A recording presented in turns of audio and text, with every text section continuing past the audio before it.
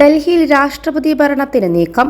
മുഖ്യമന്ത്രി ജയിലിലാകുന്നത് ഭരണഘടനാ പ്രതിസന്ധിയാകുമെന്ന് ഡൽഹി ലഫ്റ്റനന്റ് ഗവർണർക്ക് നിയമോപദേശം.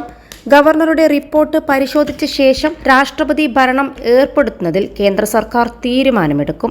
കസ്റ്റഡിയിൽ ഇരുന്നും കെജ്രിവാൾ ഉത്തരവുകൾ പുറപ്പെടുവിക്കുന്നതിൽ നേരത്തെ BJP ലഫ്റ്റനന്റ് ഗവർണർക്ക് പരാതി നൽകിയിരുന്നു. കെജ്രിവാളിനെ ജയിലിന്റെ ഉള്ളിൽ നിന്ന് ഭരിക്കാൻ അനുവദിക്കില്ലെന്ന് ലഫ്റ്റനന്റ് ഗവർണർ V. സക്സേന കഴിഞ്ഞ ദിവസം പറഞ്ഞിരുന്നു.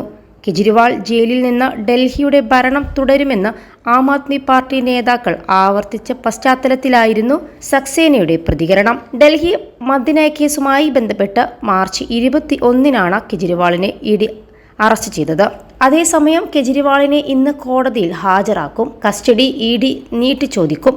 കെജ്രിവാളിനെ മുഖ്യമന്ത്രി സ്ഥാനത്ത് നിന്ന് നീക്കണമെന്ന പൊതുതാൽപര്യ ഹർജി ഡൽഹി ഹൈക്കോടതി ഇന്ന് പരിഗണിക്കും.